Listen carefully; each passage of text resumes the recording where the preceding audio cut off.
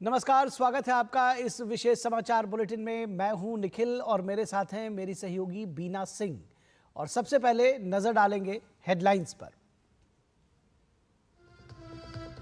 केंद्रीय कर्मचारियों के लिए बड़ी खुशखबरी, 8वें वेतन आयोग के गठन को मोदी कैबिनेट की मंजूरी। 2026 में लागू होंगी सिफारिशें।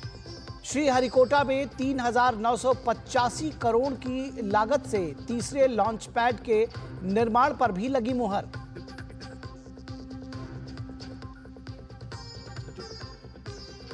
गुजरात के वडनगर में केंद्रीय गृह मंत्री अमित शाह ने 300 करोड़ रुपए की परियोजनाएं जनता को की समर्पित।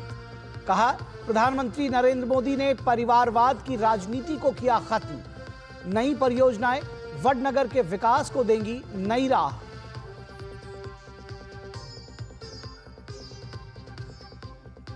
दिल्ली में बढ़ते चुनावी पारे के बीच संदीप दीक्षित, मनीष सिसोदिया, सौरभ भारद्वाज समेत दिग्गजों ने भरा नामांकन।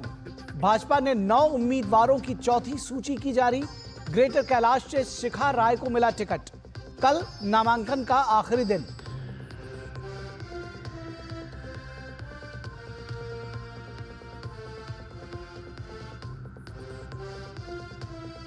इसरो के स्पेसएक्स मिशन के 2 उपग्रहों की सफल डॉकिंग, ऐतिहासिक उपलब्धि हासिल करने वाला विश्व का चौथा देश बना भारत। पीएम मोदी ने दी बधाई।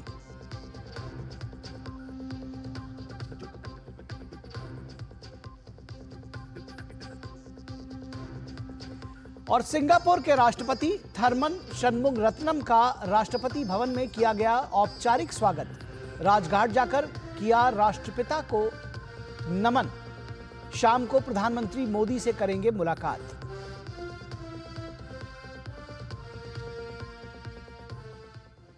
और आइए खबरों को अब विस्तार से देखते हैं।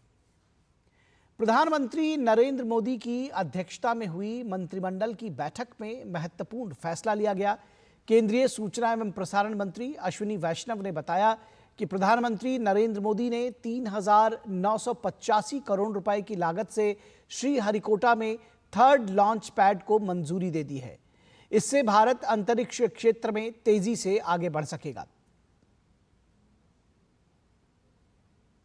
कैबिनेट में माननीय प्रधानमंत्री जी ने 3,985 करोड़ रुपीस की कॉस्ट से 3rd लॉन्च पैड सैंक्शन किया है, जो कि देश के लिए स्पेस इंफ्रास्ट्रक्चर में बहुत एक इंपॉर्टेंट माइलस्टोन साबित होगा। आप फर्स्ट और सेकंड लॉन्च पैड्स को अगर देखेंगे, उससे कई ज्यादा कैपेसिटी इसकी है। रॉकेट्स को किस तरह से प्लेस करना, 2 रॉकेट्स के बीच में गैप कितना होना चाहिए, ज्यादा थ्रस्ट जहां चाहिए, ज्यादा पावर चाहिए रॉकेट को, उसके हिसाब से उसकी डिजाइन होनी चाहिए। वो सारी की सारी चीजों को ध्यान में रखते हुए 3rd लॉन्च पैड को आज सैंक्शन किया गया है 3,985 करोड़ से। वही केंद्रीय गृह मंत्री ने जानकारी दी कि प्रधानमंत्री ने केंद्रीय सरकार के सभी कर्मचारियों के लिए 8वें केंद्रीय वेतन आयोग को मंजूरी दे दी है। 8वें वेतन आयोग के चेयरमैन और 2 सदस्यों को नियुक्ति जल्दी दी जाएगी। माननीय प्रधानमंत्री जी ने केंद्र सरकार के सभी कर्मचारियों के लिए 8th सेंट्रल पे कमीशन को मंजूरी दे दी है।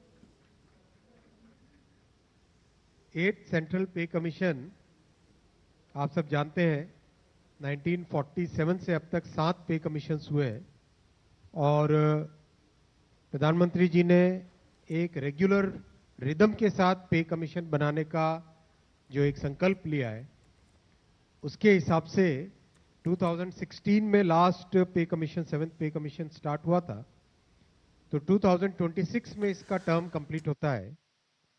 उससे वेल बिफोर 2025 में 8th पे कमीशन स्टैब्लिश करने से सफिशिएंट टाइम मिलेगा so that the recommendations can be received well before the completion of the period of 7th पे कमीशन। और केंद्रीय गृह मंत्री अमित शाह ने आज गुजरात के वडनगर में करीब 300 करोड़ रुपए की लागत वाले विकास कार्यों का लोकार्पण किया। अमित शाह ने कहा कि वडनगर सबसे पुरातन शहरों में से एक है और हजारों साल से वडनगर की यात्रा अनवरत चली आ रही है।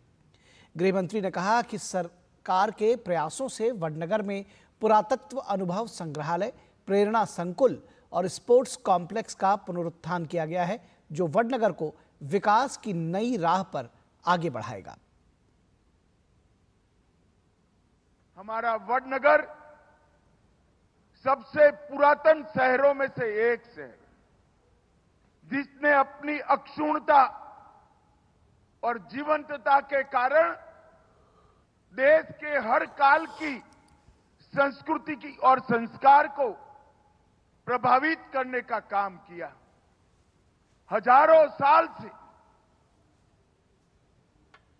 अनथक रूप से ये वडनगर की यात्रा चलती गई और 2500 साल से पुराने तो हमारे पास इसका प्रमाण भी है। और केंद्रीय गृह मंत्री अमित शाह ने कहा कि यह संग्रहालय वडनगर के इतिहास और शिक्षा में योगदान को उजागर करता है।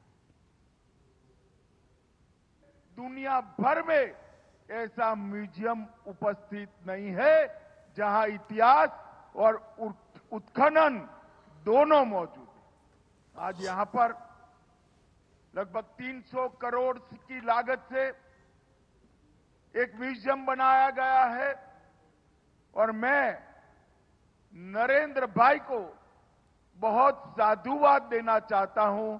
इन्होंने ये परिकल्पना कर न केवल वडनगर, गुजरात और देश की संस्कृति को दुनिया के नक्शे पर रखने का काम किया है। और अमित शाह ने प्रेरणा संकुल परिसर को आगे आने वाली पीढ़ियों के लिए वरदान बताते हुए कहा कि प्रधानमंत्री की प्रारंभिक शिक्षा की इसी स्कूल में आने वाली पीढ़ी ही उज्जवल भविष्य का निर्माण करेगी।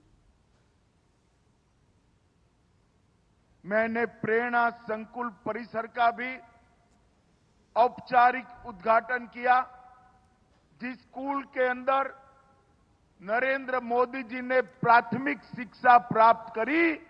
वहां आज देश भर के बच्चे इसी रास्ते पर चलने की शिक्षा प्राप्त करने के लिए आ रहे हैं।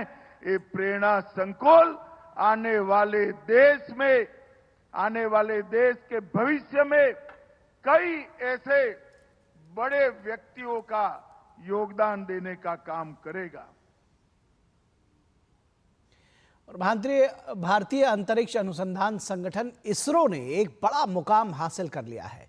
इसरो के स्पेडिक्स मिशन ने ऐतिहासिक डॉकिंग सफलता हासिल की है। इसके साथ ही भारत ये उपलब्धि हासिल करने वाला चौथा देश बन गया है। अमेरिका, रूस और चीन इस सूची में पहले से ही शामिल देश हैं। इसरो ने स्पेडिक्स सैटेलाइट की डॉकिंग प्रोसेस को सफलतापूर्वक पूरा कर लिया है। इसरो ने बताया है कि दोनों सैटेलाइट्स की दूरी को 15 मीटर से 3 मीटर तक लाने की कोशिश सफल रही। डॉकिंग की शुरुआत सटीकता के साथ की गई, जिससे अंतरिक्ष यान को पकड़ने में सफलता मिली।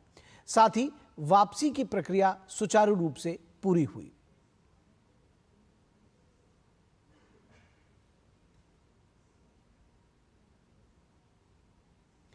और प्रधानमंत्री नरेंद्र मोदी ने स्पेडिक्स डॉकिंग प्रक्रिया सफलतापूर्वक पूरी होने पर इसरो को बधाई दी है। पीएम मोदी ने एक्स पर पोस्ट किया कि उपग्रहों की अंतरिक्ष डॉकिंग के सफल प्रदर्शन के लिए इसरो के हमारे वैज्ञानिकों और पूरे अंतरिक्ष समुदाय को बधाई। ये आने वाले वर्षों में भारत के महत्वाकांक्षी अंतरिक्ष मिशनों के लिए एक महत्वपूर्ण कदम है। और इसरो के स्पेडिक्स मिशन के सफल डॉकिंग करने पर केंद्रीय मंत्री जितेंद्र सिंह ने इसरो को बधाई दी है। केंद्रीय मंत्री ने कहा कि अंतरिक्ष में भारत की उड़ान को पूरी दुनिया देख रही है। जितेंद्र सिंह ने कहा कि पहली बार प्रधानमंत्री मोदी ने अंतरिक्ष क्षेत्र को प्राइवेट सेक्टर के लिए खोल दिया। इसी का परिणाम है कि तीव्र गति से ये प्रगति हो रही है। टीम इसरो बधाई की पात्र है और साथ में आभार प्रकट करना है प्रधानमंत्री श्री नरेंद्र मोदी जी ने, जिन्होंने एक एनेबलिंग हमें मिलियो दिया कि ये सब संभव हो सका। इसका ये महत्व है कि ये जो डॉकिंग और अनडॉकिंग की कैपेबिलिटी है, हमारी ये योजना है कि भारत अंतरिक्ष स्टेशन होगा एक, जो हमारा स्पेस में एक अपना एक लैब, एक अंतरिक्ष स्टेशन रहेगा। वहाँ अगर आवाजाही करनी है, जाना है आना, तो कैसे होगा अगर डॉकिंग अनडॉकिंग नहीं होगी। इसी प्रकार हमारा क्रूड मिशन रहेगा, जिसमें भारतीय मूल का व्यक्ति अंतरिक्ष में जाएगा या फिर कल चांद की धरती पर उतरेगा, उसके लिए भी डॉकिंग अनडॉकिंग चाहिए आवाजाही के लिए। या कुछ सैंपल्स हैं जो पहले चंद्रयान 3 के हैं, उसको वापस लाना है धरती पर आगे के टेस्ट, उसके लिए भी तो ये एक ऐसी कैपेबिलिटी थी, एक ऐसी क्षमता थी जिसके बिना हमारी आगे की प्रगति रुक जाती, और अब हम उसी प्रकार से क्षमतावान हैं जैसे कोई भी और देश। और बात दिल्ली विधानसभा चुनावों की, जिसको लेकर के सरगर्मियां तेज हैं। चुनाव को लेकर सभी दल तैयारियों में जुटे हुए हैं और इसी कड़ी में बीजेपी ने अपने प्रत्याशियों की चौथी सूची जारी की है। चौथी सूची में भाजपा ने कुल 9 सीटों के लिए अपने उम्मीदवारों का ऐलान किया है। भाजपा ने बवाना विधानसभा क्षेत्र से रविंद्र कुमार, वजीरपुर से पूनम शर्मा, दिल्ली कैंट से भुवन तंवर, संगम विहार से चंदन कुमार चौधरी, ग्रेटर कैलाश से शिखा राय को चुनावी मैदान में उतारने का फैसला किया है। और दिल्ली विधानसभा चुनाव के लिए नामांकन की प्रक्रिया जोरों पर है। इसी क्रम में आम आदमी पार्टी के दिल्ली प्रदेश संयोजक और बाबरपुर विधानसभा से प्रत्याशी गोपाल राय ने आज अपना नामांकन दाखिल किया। गोपाल राय ने कहा कि मुझे भरोसा है कि बाबरपुर विधानसभा में जिस प्रकार विकास कार्य हुए हैं, जनता काम के लिए उन्हें दोबारा मौका देगी। बाबरपुर विधानसभा के लोगों को मैं धन्यवाद करना चाहता हूं। उन्होंने 2 बार मुझे चुनाव जिता करके प्रतिनिधि बनाया। इस बार फिर हमने आज नामांकन किया है आम आदमी पार्टी की तरफ से। मुझे भरोसा है बाबरपुर विधानसभा में जिस तरह से विकास कार्य हुए हैं, काम के लिए लोग दोबारा हमसे फिर से मौका देंगे। और दिल्ली के पूर्व उप मुख्यमंत्री और आम आदमी पार्टी के विधायक मनीष सिसोदिया ने जंगपुरा विधानसभा सीट से अपना नामांकन दाखिल किया। मनीष सिसोदिया ने कहा कि जंगपुरा से विधायक चुने जाने पर वो जनता के सुख दुख में साथ खड़े रहेंगे।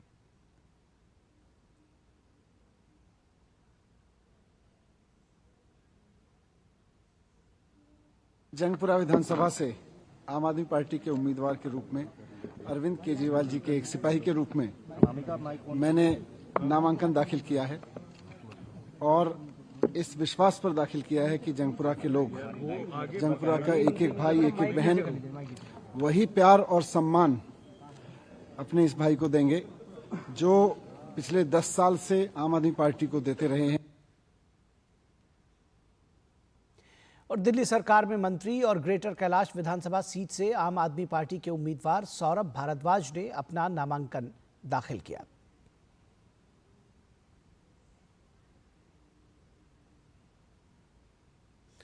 और यहां रुकेंगे एक छोटे से ब्रेक के लिए, कहीं मत जाइएगा। ब्रेक के उस पार भी खबरें जारी रहेंगी। ब्रेक के बाद एक बार फिर आप सभी का स्वागत है। अडानी समूह पर रिपोर्ट प्रकाशित करने को लेकर विवादों में रही अमेरिकी short selling firm Hindenburg research company बंद होने जा रही है। बुधवार देर रात कंपनी के फाउंडर नॉर्थन एंडरसन ने इसकी घोषणा की। हालांकि एंडरसन ने कंपनी बंद करने का कोई विशेष कारण नहीं बताया। एंडरसन ने कहा कि उन्होंने हिंडनबर्ग रिसर्च को भंग करने का निर्णय लिया है। यह फैसला काफी बातचीत और सोच समझ कर लिया गया है। आगे उन्होंने बताया कि प्लानिंग यह थी कि हम जिन विचारों पर काम कर रहे थे उनके पूरा होते ही इसे बंद कर दिया जाएगा। बता दें कि हिंडनबर्ग रिसर्च कंपनी की शुरुआत साल 2017 में हुई थी। उसके बाद से कंपनी ने अमेरिका और कनाडा की करीब 10 बड़ी कंपनियों के खिलाफ बड़े खुलासे किए थे। भारत में हिंडनबर्ग रिसर्च सक्रिय रूप से अडानी समूह पर रिपोर्ट प्रकाशित कर रहा था और भारत में कंपनी की कड़ी आलोचना भी की गई थी। तो बीजेपी प्रवक्ता शहजाद पूनावाला ने हिंडनबर्ग रिसर्च के बंद होने पर कांग्रेस पार्टी और राहुल गांधी को निशाने पर लिया। उन्होंने राहुल गांधी से सवाल किया कि हिंडनबर्ग ने ताला लगा दिया है, अब आप अपना प्रोपेगेंडा कब बंद करेंगे? इसके साथ ही पूनावाला ने हिंडनबर्ग रिसर्च की झूठी रिपोर्ट को आधार बनाकर भारत की जनता को नुकसान पहुंचाने के कांग्रेस पर आरोप लगाए। हिंडनबर्ग की जो रिपोर्ट थी वो एक सुपारी ली गई थी भारत की आर्थिक और भारत की जो बढ़ती हुई ताकत है उसके खिलाफ आर्थिक आतंकवाद फैलाने के लिए एक प्रकार से ये सुनियोजित ढंग से स्पॉन्सर्ड, ऑर्गेनाइज्ड, ऑर्केस्ट्रेटेड और मैनिपुलेटेड रिपोर्ट प्रेजेंट की गई। राहुल गांधी जी, आज सवाल आपसे है कि हिंडनबर्ग ने तो मतलब आपके विदेशी अलायंस पार्टनर ने तो ताला बंद कर दिया, आप अपना प्रोपेगेंडा कब बंद करेंगे भारत के खिलाफ? या ये सोचा समझा प्रयोग है या उससे भी बढ़कर ये सोरोस के द्वारा स्पॉन्सर्ड उद्योग है? और सिंगापुर के राष्ट्रपति थर्मन शनमुगरत्नम और उनकी पत्नी जेन युमिको इत्तोगी ने राष्ट्रपति भवन के प्रांगण में राष्ट्रपति द्रौपदी मुर्मू और प्रधानमंत्री नरेंद्र मोदी से मुलाकात की। सिंगापुर के राष्ट्रपति भारत के 5 दिवसीय दौरे पर हैं।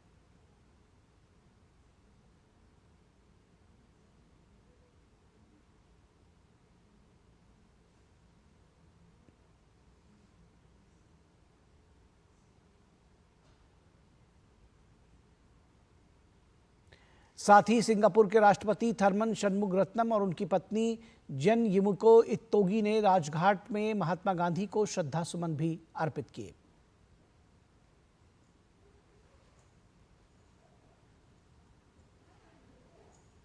सिंगापुर के राष्ट्रपति थर्मन शनमुगरत्नम का गुरुवार को राष्ट्रपति भवन में औपचारिक स्वागत किया गया। इस मौके पर राष्ट्रपति द्रौपदी मुर्मू और प्रधानमंत्री नरेंद्र मोदी मौजूद रहे।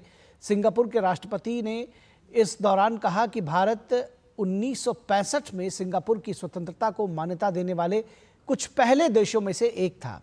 तब से भारत सिंगापुर के रिश्ते तेजी से मजबूत हुए हैं। We will never forget that India was one of the first few countries to recognize Singapore's independence in 1965, and since then our relationship has grown by bounds. It's a natural partnership between a small country, Singapore, and a very large country, India. But we found ways to cooperate in ways that are our mutual interests in a whole range of areas. Our business relationships are thriving. In fact, Singapore is the largest investor in India for many years now. Our defense relationship is strong. Our relationship in skilling has been very active in recent years, and it continues to grow. But we are now on a new trajectory with India, with the upgrade of our relations to a comprehensive strategic partnership, which was announced during Prime Minister Modi's last visit to Singapore in September last year. Film अभिनेता सैफ अली खान पर हमले को लेकर महाराष्ट्र के मुख्यमंत्री देवेंद्र फडणवीस ने कहा है कि पुलिस मामले की जांच कर रही है। उन्होंने कहा कि इससे जुड़ी सारी जानकारी पुलिस सबको साझा कर रही है। इसके बारे में पुलिस ने आपको सारी जानकारी दी हुई है। ये किस प्रकार का हमला है, इसके पीछे क्या है, किस प्रकार की मंशा से ये हुआ, ये सारी चीजें आपके सामने आ चुकी हैं। और अब बात दिव्य भव्य महाकुंभ की। महापर्व महाकुंभ के लिए करोड़ों श्रद्धालु प्रयागराज पहुंच रहे हैं। महाकुंभ सिर्फ एक आयोजन नहीं है, ये मानवता की शाश्वत भक्ति का प्रमाण है, आध्यात्मिक एकता का उत्सव है। और इसके सुचारू और सुरक्षित संचालन सुनिश्चित करने के लिए यूपी सरकार ने युद्ध स्तर पर पुलिस प्रशासन को लगाया है।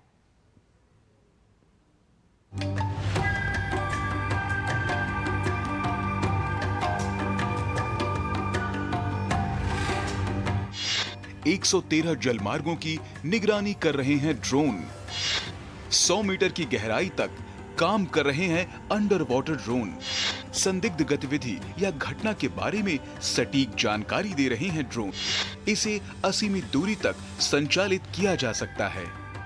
13 जनवरी से शुरू हुए महाकुंभ के लिए उत्तर प्रदेश सरकार ने 70 जिलों से करीब 30,000 पुलिसकर्मी लगाए हैं। हालांकि करोड़ों लोगों की निगरानी के लिए पुलिस प्रशासन शानदार तरीके से अपना काम कर रही है, लगातार निगरानी के लिए सरकार ने इसी क्रम में एक ठोस कदम उठाते हुए अंडर वाटर ड्रोन की तकनीक पुलिस प्रशासन को दी है, जिससे हर समय लोगों पर निगरानी रखी जा सके, खासकर तब जब लाखों श्रद्धालु गंगा, यमुना और सरस्वती नदियों के संगम पर डुबकी लगाने के लिए घाटों पर इकट्ठा होते हैं।